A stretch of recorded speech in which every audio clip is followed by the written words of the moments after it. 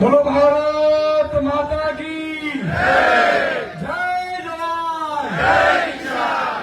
મિત્રો, આજે જેતપર ગામમાં મને કાલે જ રાત્રે પંકજભાઈનો ફોન આવ્યો અને આખી ટીમ નેહલભાઈ, રાજુભાઈ, નિલેશભાઈ, અહીંયા પણ મારા સાથી મિત્ર અને ખેડૂત માટે સતત વિધાનસભા ગજત એવા હેમંતભાઈ, રાણા સાહેબ અને આખી ટીમ. મિત્રો, આ લડાઈ માત્ર તમારી લડાઈ નથી. પીપર પાન ખરંત હસત કુપરિયા, મુજ વીતી તુજ વીત સે ધીરો ખંભા પલિયા. પીપર પાન ખરંત હસત કુપરિયા, પીપરમાંથી પાન કરતા હતા એટલે કુપરિયા ભાઈ હસતા હતા, જો તૂટે છે, જો તૂટે છે, જો તૂટે છે. પીપર પાન ખરંત હસત કુપરિયા, મુજ વીતી તુજ વીત સે. એ જે પાંદડા પડતા હતા ને, એવું કહેતા હતા કે મુજ વીતી તુજ વીત સે ધીરો ખંભા પલિયા. આજે આ જેતપરના ખેડૂતો આંદોલન કરી રહ્યા છે અને આખા ગુજરાતમાં લાઈનો જવાની છે, માત્ર અહીંથી નીકળવાની નથી. સમજી લે આખું ગુજરાત. અને આ વાત મારે ન કહેવી જોઈએ. રાજનીતિ અહીંયા કરવા આવ્યો નથી, તમારા ખેડૂતના દીકરા તરીકે, ભાઈ તરીકે આવ્યો છું સાહેબ. કોઈ રાજનીતિ કરવા માટે નથી આવ્યો. પણ હું મારા યુટ્યુબ ઉપર વિડીયો હશે, જોઈ લેજો. મીડિયા વાળા આમ જે યુટ્યુબ વાળા જે ચલાવે, બાકી મને બહુ ચલાવતા નથી. પણ એમાં મેં કીધેલું કે ચૂંટણીઓ પતવા દો. બે કામ ભાજપ પહેલા કરશે. કારણ કે અમે સાહેબ, હું તો 16 વર્ષ પત્રકાર કર્યો છું.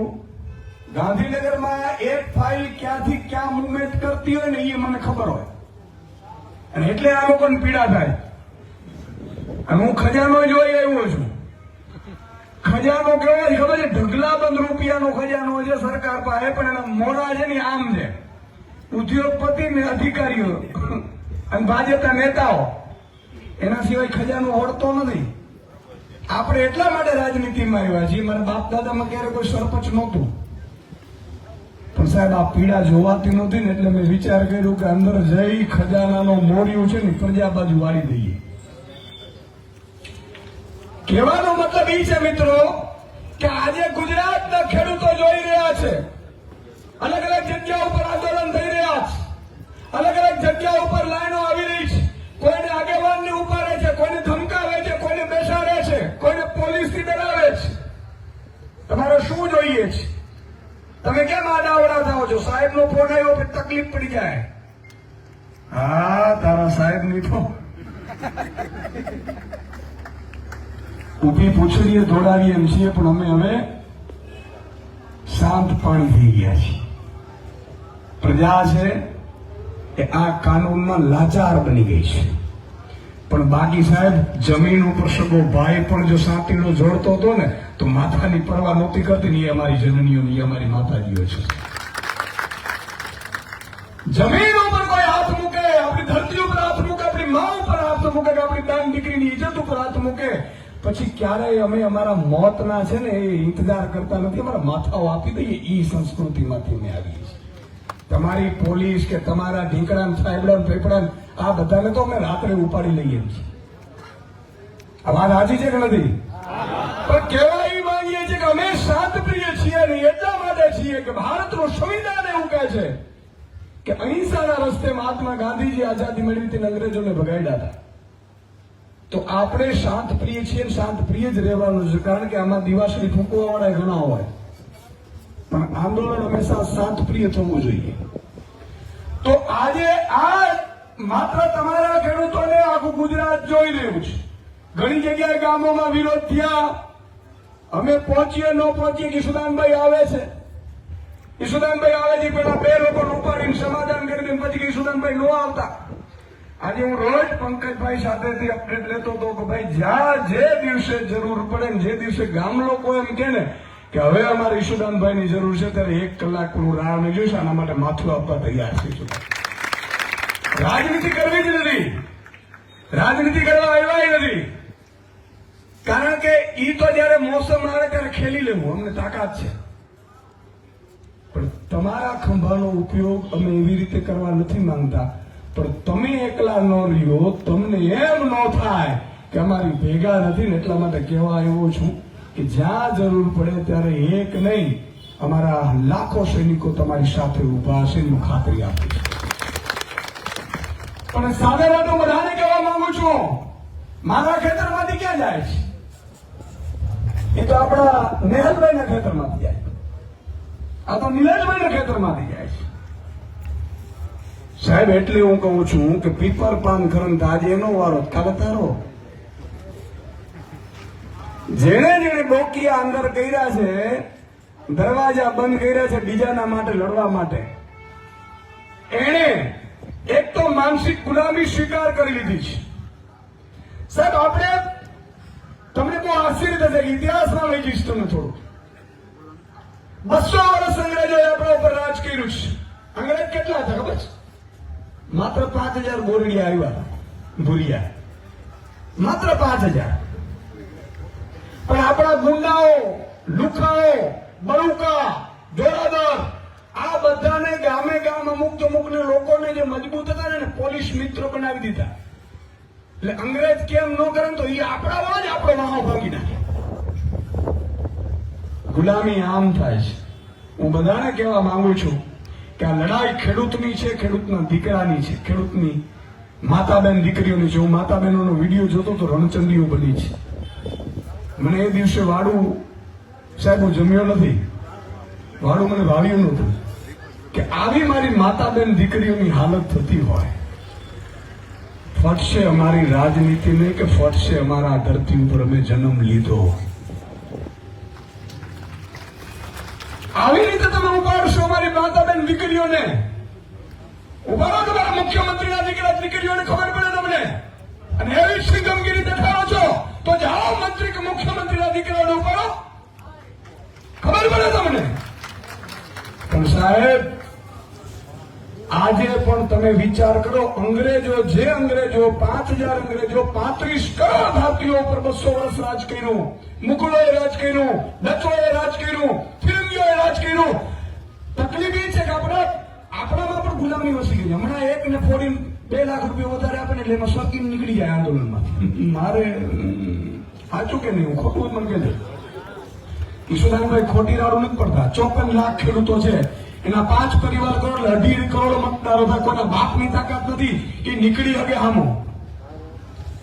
પણ આમ કરીને આપણે આગળ જઈને આમ આંદોલન લઈને 5 જણા 25 જણા નીકળતા હોય ને પાછળ વળી જોઈને તો 2 જ હોય, ગલીઓમાંથી નીકળી જાય. અરે ભાઈ કાં પડો નહીં, અને પડો તો પછી મરવા સુધીની તૈયારી રાખો ને ત્યારે જીત થતી હોય છે.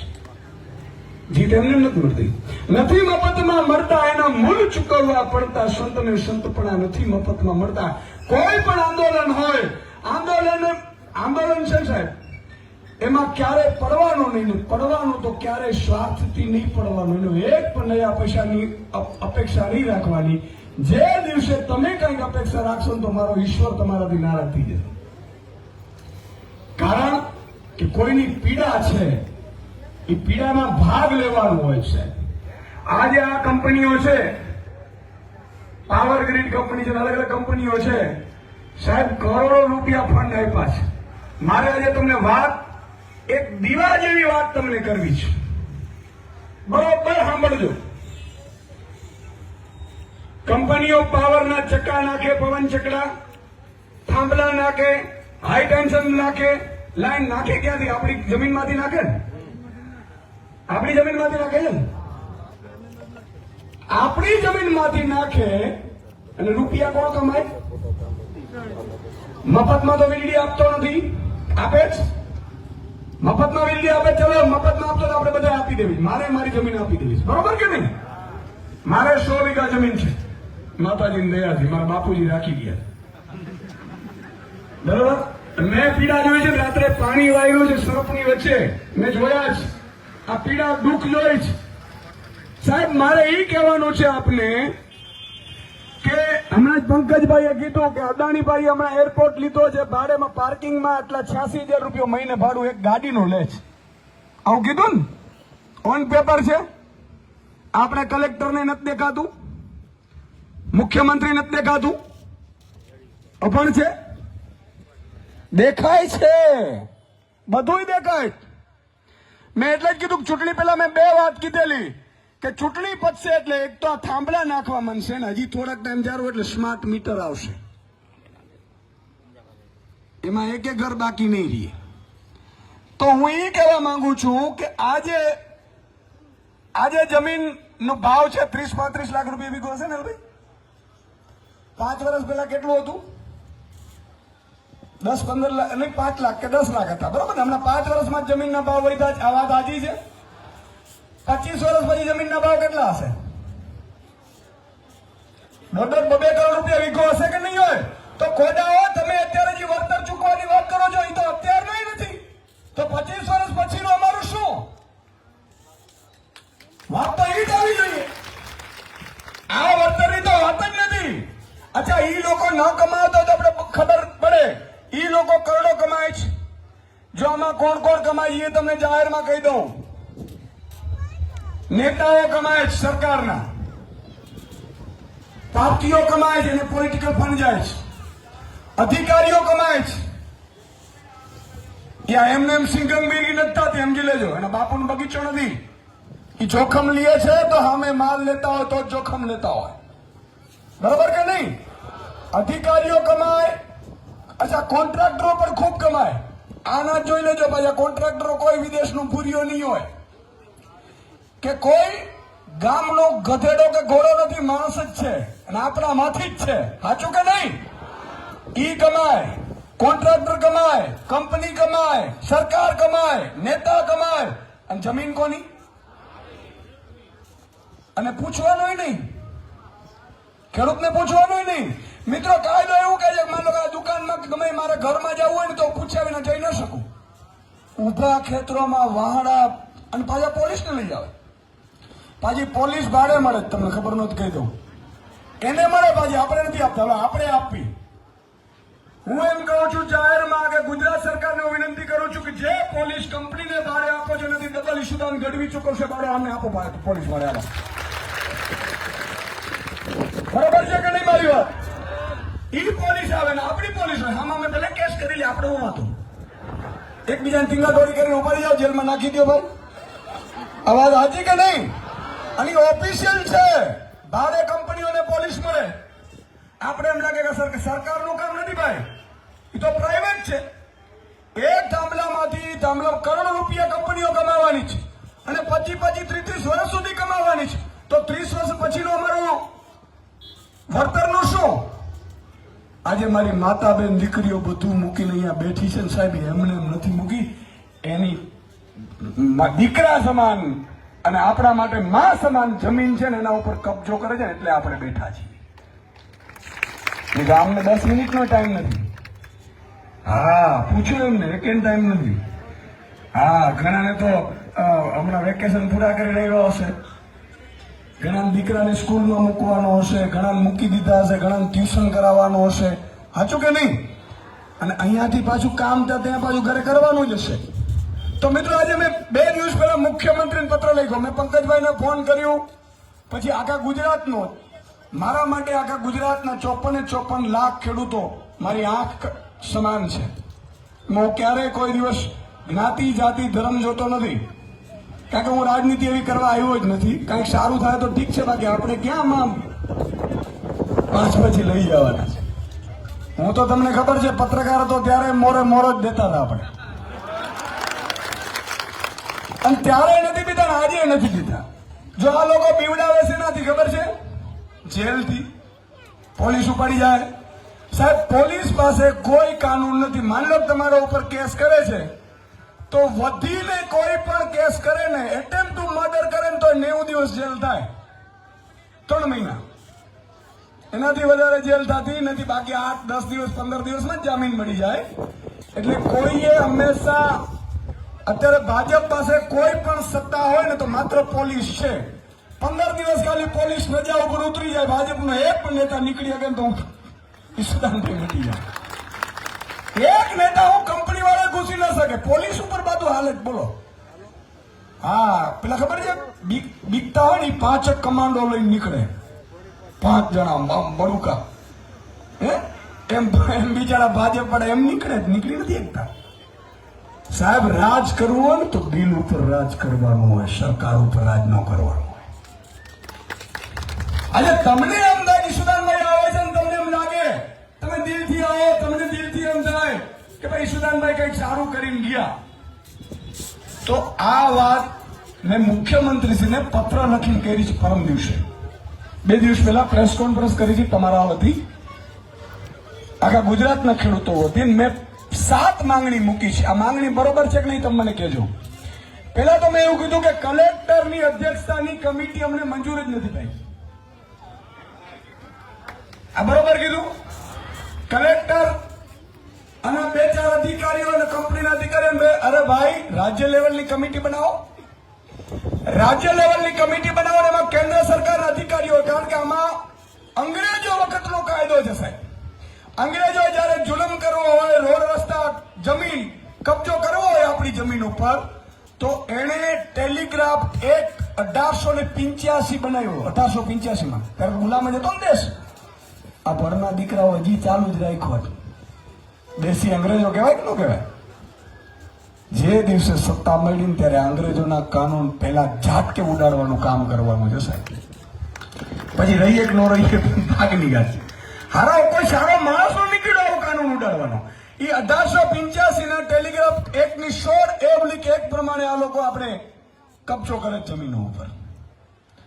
મારે એમને એમ કેવું છે કે એમાં કેન્દ્રનો અધિકારી રાખો, રાજ્ય સરકારના અધિકારી રાખો, એક્સપર્ટ રાખો, ખેડૂતના આગેવાનો રાખો, અને જે ખેડૂત આમાં જે પોતાની જમીનો જતી હોય એની સમિતિમાંથી પ્રતિનિધિ મંડળ રાખો અને નિવૃત્ત ન્યાયાધીશ રાખો.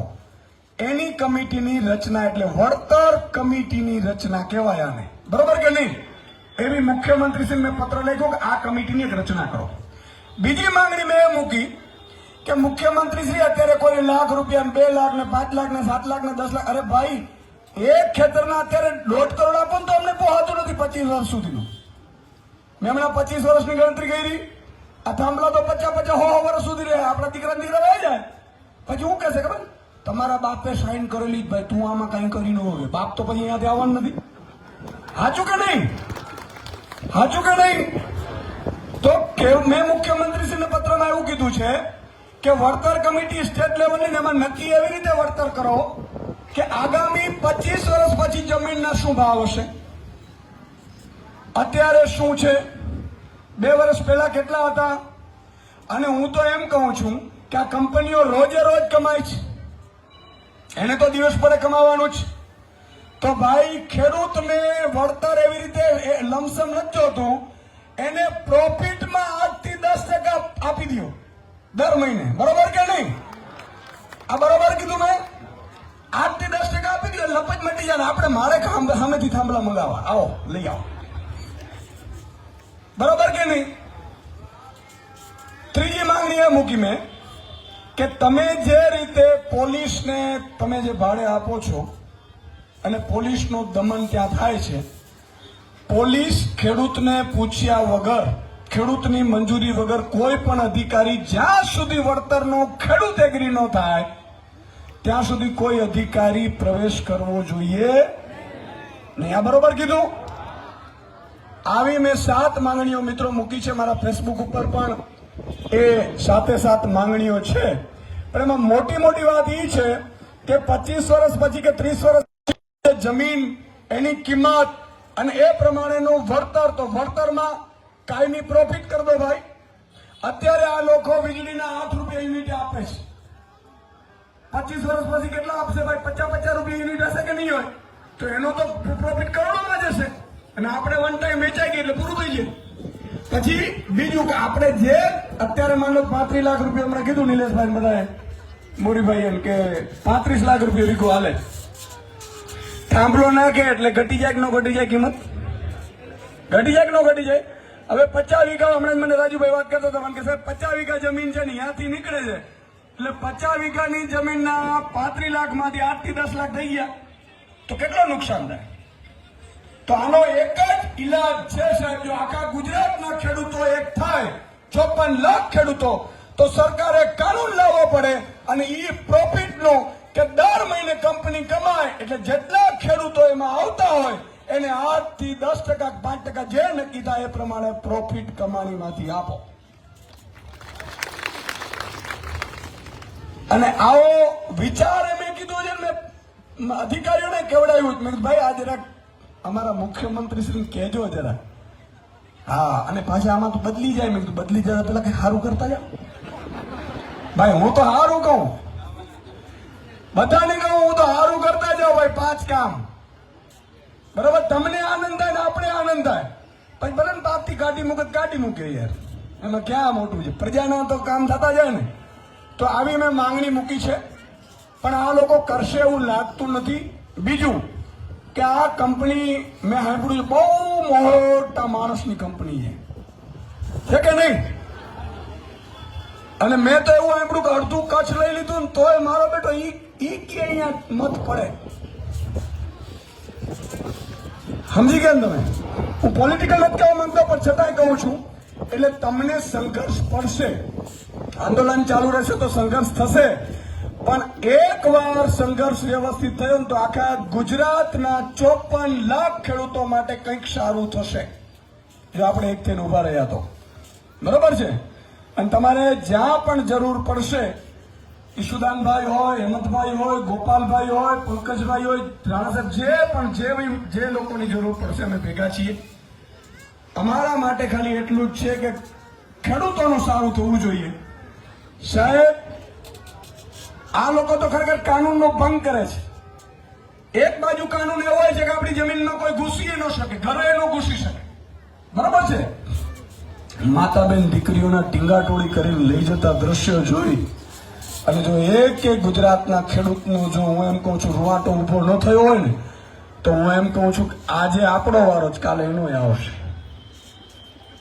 હા, ઘણા લોકો છે આમ તમે આમ જોયું, આપણે કહીએ ને કે ભાઈ આ ખેડૂતો ઉપર અત્યાચાર તો જોયું, પણ એ ખેડૂતો એવું ન કરે ને. પણ હા, હું પાર્થીને એક નાનકડી ટિકિટડી લઈ લીધી હોય મારો બેટો કાન બઠિયા કરી જાય. હા, કાન બઠિયા કરીને જાય આમ ધીરે ધીરે ધીરે ધીરે. બોલો, ઘણા લોકો પાછા એવું કે આ તો ભડકાવા આવે છે. તમે ભડકાવો ને, હાલો અહીંયા મેં તો બધા બોલાવીએ છીએ કે નથી? મને આનંદ એ વાતનો છે, કાળુભાઈ અમૃતિયા પણ અહીંયા મેં સાંભળ્યું હતું 2 દિવસ પહેલા આવ્યા હતા, એમને અભિનંદન. હું તો એમ કહું છું દરેકને, ગુજરાતના દરેક રાજકીય આગેવાન, સામાજિક આગેવાન, કલાકારો, કથાકારો, આ બધાને આપણે આમંત્રણ આપીએ કે ન આપીએ? સારું કે નહીં? આવે તો આપણે હું વાંધો, મજા અને સારું ગાડનું. બધાને આપણે કહીએ, કથાકારોને કહીએ. અચ્છા, આ બધા ખેડૂતો છે એ હિન્દુઓ છે. માતાબેન દીકરીઓ જેના ટીંગાટોળી કરે છે ને એ પણ હિન્દુ જ છે. એટલે બધા હિન્દુ આગેવાનો, હિન્દુ સંસ્થાઓ, ખેડૂત આગેવાનો, ખેડૂતની સંસ્થાઓ, બધાને હું તો એમ કહું છું કે એમણે આવી છાવણીઓની મુલાકાતે લેવી જોઈએ. એમણે આપણી પીડા પણ સાંભળવી જોઈએ. અને જે પણ સરકારમાં હોય, જેનું જેટલું ચાલતું હોય એટલું એને રજૂઆત કરવી જોઈએ. બરોબર કે નહીં? આ વાત ખોટી નથી કરી ને? હા ભાઈ, તમે સમિતિ નેલભાઈ કઈ અલગ વિચાર્યું મેં કઈ કહી દીધું હોય તો પાછું મને કહેજો. હું તો દિલનો ભોળો માણસ છું, મનમાં આવે કહી દો. બધાનો કથાકારોને કહું છું કે અહીંયા કથા કરવા જેવી છે ખરેખર. અને 2 કામ થાય, કથા એ થાય ને આંદોલન એ થાય. આ માતાબેન દીકરીઓ છે એ કથા સાંભળે, ધૂણે કરે, અને આંદોલન થાય. અને એ કથાકારો કદાચ બોલે ને 2 શબ્દ સાહેબ, તો ખરેખર સરકારને એમ થાય કે હવે કંઈક કરવું પડશે. સાચું કે નહીં?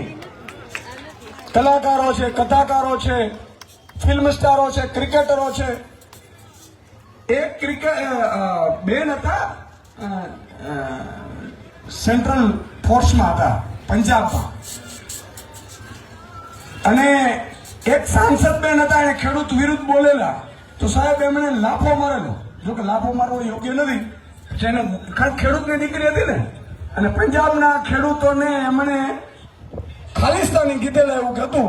ની બેનનો બદલો ઈ CISF પોલીસમાં બેન હતા, નોકરીની એને એક બેન શાળાતન કરી અને ચોપડાવ્યું. જો કે આપણે એવું ન કરવું જોઈએ, પણ મારું કહેવાનું એ છે કે આ બધું રોષ આનું છે. એક વાત તમને કહી દઉં મિત્રો, મારે પોલિટિકલી નથી કરવી પણ છેલ્લે કહી દઉં એટલે તમને ખબર પડે. પંજાબ અને હરિયાણાના ખેડૂતોમાંથી શીખવાનું જ એકતા કોને કહેવાય. પંજાબના ખેડૂતો સાહેબ આજે એવું છે, પંજાબમાં સરકાર છે, જો એ ટેકાના ભાવે એક મણ પણ ન ખરીદે ને તો બધા ખેડૂતો મૂકી દે કે આનો પેલા ખરીદો હાલો ભાઈ, ખરીદો આનો. આપણા વાળા મારો વારો આવી ગયો, મારો લઈ લે યાર, તારા કાકાનો મૂકી દો. નહીં સાહેબ, એવું નહીં કરવાનું. પછી ઉપરવાળો આપણે આવી જ રીતે ધમકાવશે. જે દિવસે તમે ખેડૂત એક થતા ને સાહેબ આપણી પાસે તાકાત છે ને આપણે જ ખબર નથી.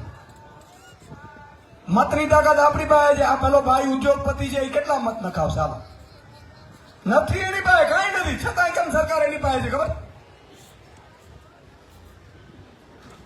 છેલ્લી ઘડીએ કોથરા ઠલવેની ગો છેલ્લે 2 રાતોમાં આમ થઈ ગયું. પણ એને ખબર નથી હવે રણચંડીઓ બેઠી છે. આ રણચંડી બેઠી છે ને, એક બેન છે ને 500 મત નખાવે એવા છે. ધમકી મારીને કહે છે ડેર ને આ બધાને કહી દે, મને ખબર. એટલે હું ભાજપ વાળાને એવું કહું છું કે આ જોખમ લેતા નહીં. અમારા લક્ષ્મીબાઈઓ એક નથી, અહીંયા સેંકડો લક્ષ્મીબાઈઓ આવી ગઈ છે. અને એ લક્ષ્મીબાઈની જે તાકાત હોય ને એ આપણા પુરુષો જે હોય ને બિચારા એ થોડું ઘણું આમ ખંભું મળી જાય, આમ તેમ થઈ જાય, મસાલો મળી જાય.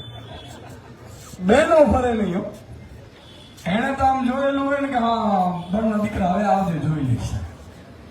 અને એક ફોન પાસે 10 બહેનો ફોન કરે. અહીંયા સાસરીમાં ફોન કરે ને એની દેરાણીને અહીંયા ફોન કરે. સાંભળ્યું તો હા જોજો આમાં મતદાનના દિવસે આ જોવાનું છે, આ લોકો નહીડા છે, આવું બધું કરે. મને ખબર, આ ધસૈડા હતા, માર્યા હતા, આ બધું મને ખબર છે. એટલે કહું છું, એટલે હું ભાજપ વાળાને કહું છું કે આ બહેનો બેઠી છે ને હારી નથી. એટલે મહેરબાની કરીને તમે છે ને ઉતરી જાઓ ને અમને વ્યવસ્થિત વળતર આપી દો, બરાબર કે નહીં? એટલે આજે તમે મને અહીંયા આમ તો આનંદ નથી થયો, ખરેખર આ દુઃખનો પ્રસંગ છે. આજે માતા બેન દીકરીઓ આટલા તડકામાં બેસવું પડતું હોય, આ કઈ સારી વાત નથી. આ ગુજરાતના તમામ સ્વાભિમાન ખેડૂતો ઉપર ઘા છે, એની છાતી ઉપર ઘા છે, બરાબર છે. પણ આપણે એકતા દેખાડીએ, હિંમત દેખાડીએ, બહુ જરૂરી છે. સાહેબ મને મારા બાપુજી એવું કહેતા, આજે તો આ દુનિયામાં નથી પણ મારા બાપુજી એક શબ્દ કીધેલું કે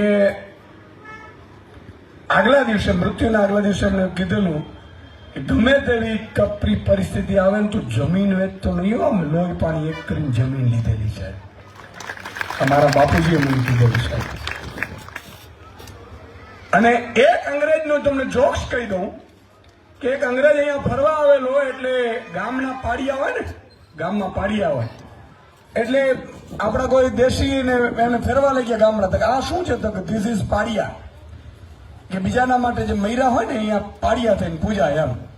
પછી એને ખેતરમાં લઈ ગયો એટલે ભાઈઓના ખેતરમાં પેલા દડી ખોડેલી હોય, પાણા અલગ અલગ ભાઈઓના ખેતરમાં. પેલા હવે તો બધું આ દડી મારી હોય, પણ પેલા તો એવું હતું નહીં, દડીઓ જ મારતા હતા. હવે તો બધું તાર ને બધું ફેન્સિંગ ને કરે છે. એટલે અંગ્રેજને એમ થયું કે આ પાડીઓ છે, ઇઝ ધીસ પાડિયા, એટલે કે આ પાડીઓ છે. તો કે ના, આ પાડીઓ નથી, પણ આને ખેવો તો પાડીઓ થાય. અવાજ આજી કે નહીં સાહેબ? જમીન કે નહીં, આ ભાજપ વાળાને ખબર નથી. અમારા કાળજા ચીરી નાખો તો અમને મંજૂર છે, પણ જમીનનો એક ચાસ તમે કોઈ બાપને ન આપી છે. અને ઈ જમીનની ઉપર આ લોકોએ હાથ નાખી છે. એટલે હું હજી કહું છું કે પાછા વળી જજો બારના દીકરાઓ, બાકી ઊંધી પૂછડીએ પછી આવશો ને તો આ મારી માતાજીઓ તો તમને માફ ક્યારેય નહીં કરે. તો જય હિન્દ, જય ભારત, જય ગરવી ગુજરાત. ફરીથી માતાજીઓ, આખી તમામ ટીમ અને જે લોકોએ મદદ પ્રત્યક્ષ કે પરોક્ષ કરે છે એમનો પણ હું ખૂબ ખૂબ આભાર માનું છું. જય હિન્દ, જય ભારત.